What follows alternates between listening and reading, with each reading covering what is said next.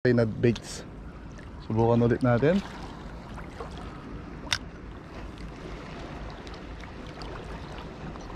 Pose, then retrieve. Ayun. Ganun lang po mga master.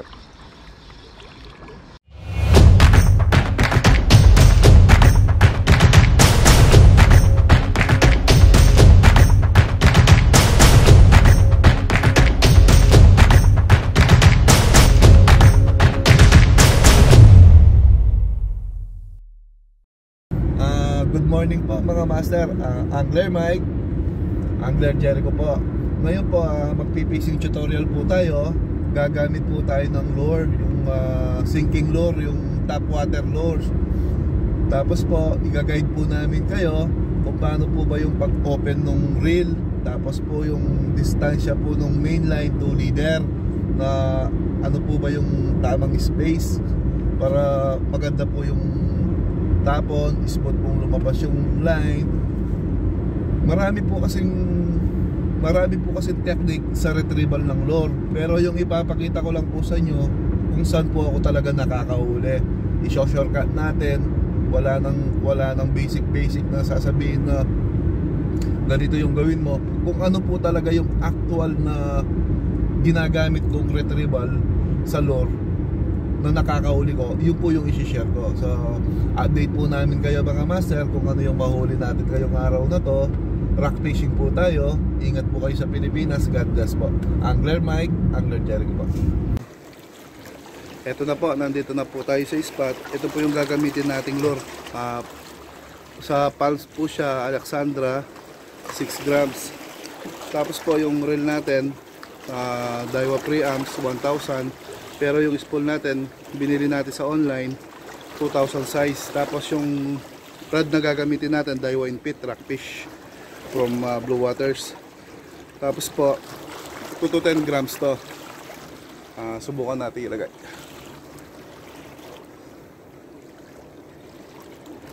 6 grams po yung 6 grams po yung lure natin.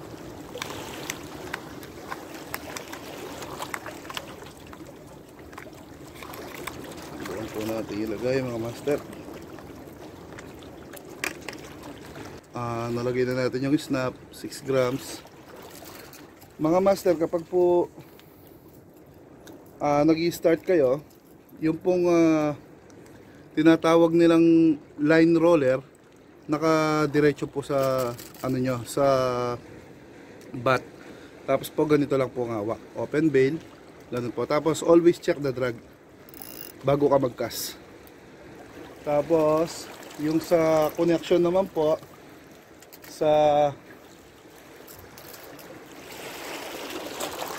yung connection naman mga master, yung sa main line to leader, ito po yun. Ito yan, yung nakikita yung connection na yan, ito po.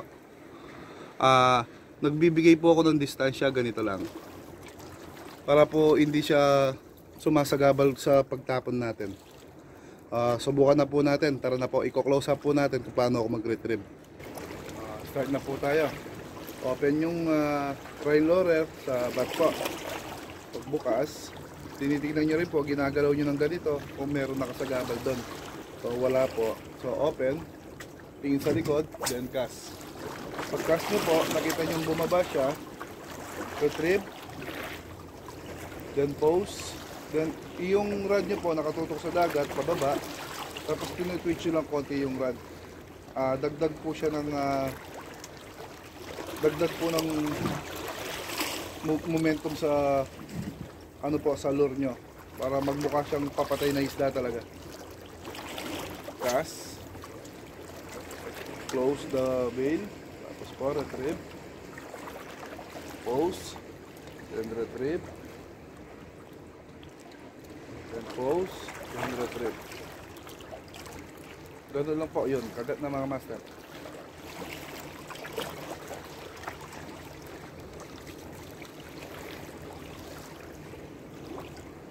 Ganun lang po siya mga master.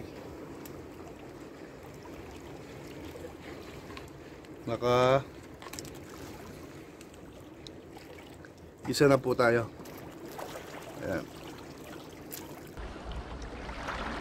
Tingin sa likod, then cast.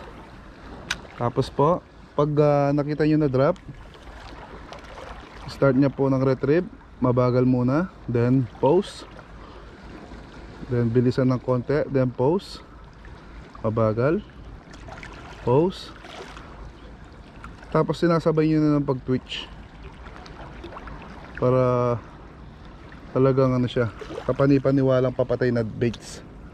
Subukan ulit natin.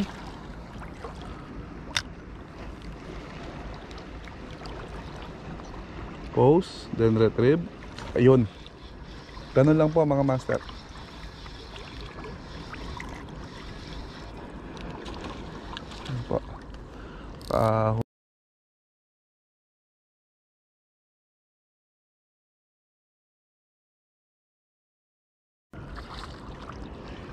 Barakuda.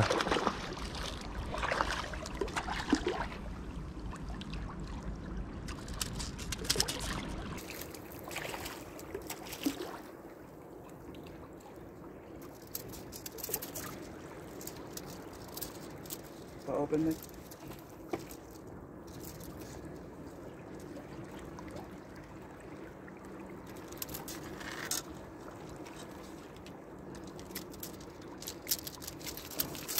Lakas ng barakuda. Bata pa kasi mga master. Ito po siya mga master. Pause, then retrieve, then slow, then twitch. Ganun lang po mga master.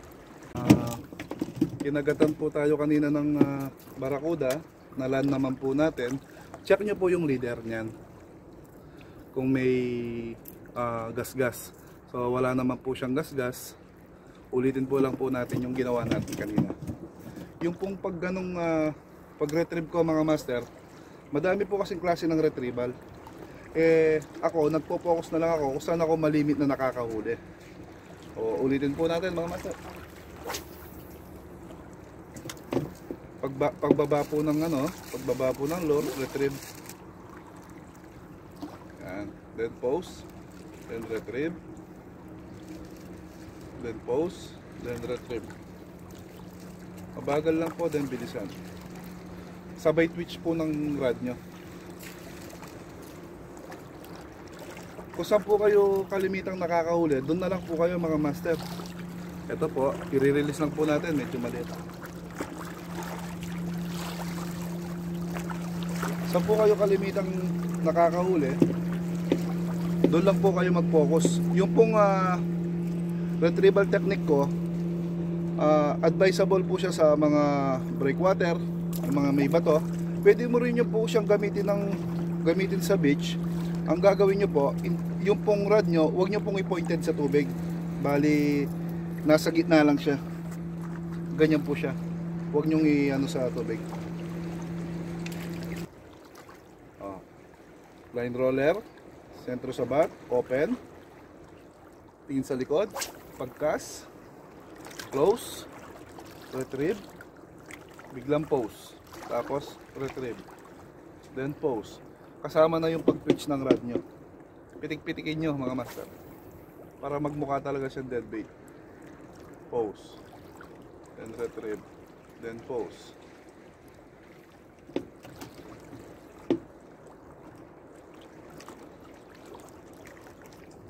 Dito tayo sa kabila.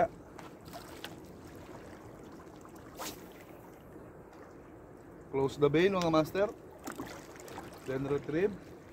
Then biglang pause. Tapos retrieve. Mabagal. Then pause. Retrieve. Sabay ng twitch. Pause. Retrieve. Pause. Retrieve. Pause. Retrieve. Pause. Ganun lang po mga master. Tapos huli. Diba? Yung pag pinopost nyo po kasi yung isang yung lure nyo, tapos biglang takbo siya, iisipin ng isda papatay na bait yun. Tapos tinitwitch yung pa ng konti sa rod nyo, so makakahuli kayo ng isda. Ito po, nakahuli na naman tayo mga master.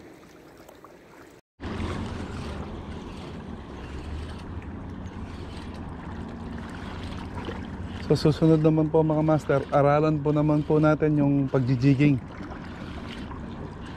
para kompleto po tayo. Ngayon yung ginawa natin video sa ano naman po, sa casting. Ito pong video ito, jigging naman. Subukan lang po natin kung saan po ba yung makakahuli tayo ng mga isda. Ito po. Ayun mga master, nakita nyo po kung paano ako mag-basic na gamitin yung lure. Ganun lang po yung technique ko. Pose, retrieve, and then galaw ng twitch ng ano. Ilang beses po tayo nakahuli na sunod-sunod. It means tama po yung ginagawa natin. Mag-focus lang po kayo kung saan kayo nakakahuli mga master. Tapos po syempre depende rin po sa lugar yan, kung bugbog o hindi. Kailangan nyo rin pong alamin. Hanggang sa susunod na lang po mga master, sana nagkaroon kayo ng konting idea about sa lure casting tutorial ko po. Ito po yan, 6 grams lang po yung ginagamit natin, 2 to 10 grams na Daiwa Inpit. Yung reel natin 1,000, yung spool 2,000, yung line natin PE 0.6, yung leader natin bali 12 LB po. Hanggang sa susunod po, ingat po tayo mga master. Angler Jericho po.